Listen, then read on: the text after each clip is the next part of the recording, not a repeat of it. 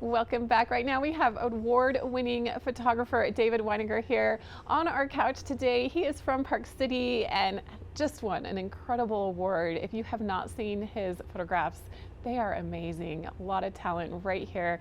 Thank you so much, David, for being here. Thank you for the invitation. So tell me about this most recent award first. So it's Intermountain Professional Photographers, which are photographers from Utah, Montana, Idaho, Nevada, and Wyoming. And it's an annual competition where we all compete in various categories. And the photographer of the year is the general photographer that has the highest scores out of the top 4 images, the combined score. So I won that award for Intermountain. Tell me about some of these images that won the award. I know people can find out on your website. Yeah, so the website's parkcityphotography.net, and there's a gallery there that has the photographer of the year, and you can see the images there. A landscape scene, East Canyon sunrise about a year ago, where all the leaves had fallen off the trees, so that image was when the leaves are gone. And then another scene is first snow on fall leaves. That was shot in the LaSalle mountain range by Warner Lake. And then Lonely Bristlecone, which was shot at first light over Dead Horse Point down near Moab, Dead Horse State Park. And then the last one was Final Pass, and that was an image of a DC-10 jumbo jet dropping retardant on the ridge line. They were kind of getting ahead of the fire right at dark on that first day that the fire kicked off. So those were the 4 images that took the award. And I love that one of them was in East Canyon. I like to run and hike down in that area, so Yeah. just beautiful. And of course, showcasing the fire, that was such an alarming moment for us here, but having that gorgeous image, I really can see why you do win these awards. What goes behind your creativity? You know, sometimes it's a lot of magic and being in the right place at the right time and having the lighting, everything come together, but for you, what's your strategy? How do you approach it? So one thing is you can have a beautiful scene, but if you don't have great light, then you're always looking for beautiful light. And that's why one of the main camera manufacturers, their sponsored photographers are explorers of light. So you need the scene, you need beautiful light, and then you need to be able to create a good composition with good compositional elements where everything comes together to make that image. And then there's some technical aspects of how you capture that in the camera, creativity through some of the settings that. And another thing is pre-visualization. There's a lot of images that I pre-visualize that I think would be amazing. One is moon rising over McPolin Barn. And that's one that I pre-visualized in my head, and then I went out late at night after dark, and I shot the barn with the moon behind it. Oh, just beautiful. And that's on my website if folks want to see it. Do you always have your camera with you, and what type of camera do you like to use? We're just really curious. Well, everybody's always got the iPhone, and they're taking pretty good pictures, but they don't match a pro camera. But I'm an Nikon shooter. All the brands are really good these days.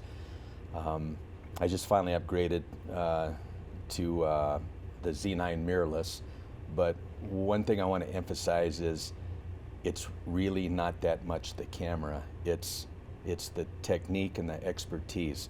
So people spend a lot of money on cameras thinking that I'm going to have great pictures, but it's not so much the camera, but your skill set in operating that camera. I'm probably not supposed to ask this question, but I'm curious about your editing. I know you're seeing a lot of images online and in social media. You're not sure how much that image has been altered or changed. So I'm glad you asked that question, because this is really important. It's important to understand that everything is an interpretation, even built into the camera. The camera has a thing called picture controls. And within the camera, you can set like saturation, clarity, vibrance, your iPhone is using artificial intelligence. Those pictures you take are beautiful in that iPhone, but when you look at them, they're much more saturated than they are in nature. Think about Ansel Adams. There are those out there that say, hey, this was right out of the camera. Ansel Adams was one of the greatest manipulators of images ever. He did a thing called dodging and burning, adding light, removing light to add contrast. Even film stock, when you buy it, super saturated film stock with really pumped up colors like you see with some of the famous photographers, you know, like pictures up in Alaska and wildlife. That emulsion has a chemical characteristic that results in, you know, very vibrant, punchy colors. So it's all kind of the artist's interpretation with the selection of a film stock, maybe the programming of the picture controls in the camera, whether you're, you know, there's a lot of things that go into it, but, you know, and in film, how you process it. So, you know, like Ansel Adams did, you know, to come up with that final result. Well, you're an artist, and your images Thank you. are just, as I mentioned, just beautiful, and it's so rewarding when it does come together. Yeah. We showed a picture of a fox at the very beginning of this interview, and that actually won an international award in 2007. Yes, I was with Ori Hoffer here. It's been a while. Good to be back, actually. It's been a while, but yeah, Ori interviewed me at Leap of Faith, so it was a wild Park City fox that was exploding off a riverbank over McLeod Creek along Old Ranch Road, and Art Wolf's an extremely famous photographer, so he had a contest, and that was actually the first image I ever entered in a wildlife contest. A lot of luck involved, but it took first place. So one thing I want to add on, a little bit on what we just talked about is, you know, I try to have my images realistic in nature. I don't like super pumped up pictures that are you know, that don't reflect kind of what my eyes see in nature. But yeah, and we can tell that, and I think that's why your photos are being so recognized. One of the many reasons, I should say. And I'm just about out of time, but I'm curious, what made you want to become a photographer?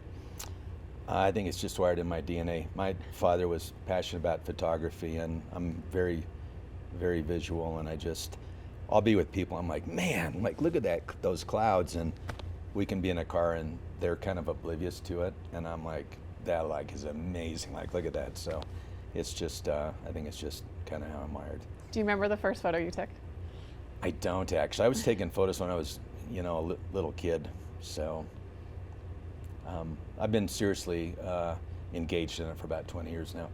Oh, well, it's an honor having you here. I hope you'll Thanks. come back. We'd love to just keep talking about this. Yeah. And congratulations on this most recent award. Thank you. Encourage everyone to head to the website, find all those images, just enjoy the beauty of it. And we're so thankful to have David right here, someone from Park City that we celebrate. Really fun to talk about the craft, his photos, and much more. And we have more coming up here on Mountain Connections right after this.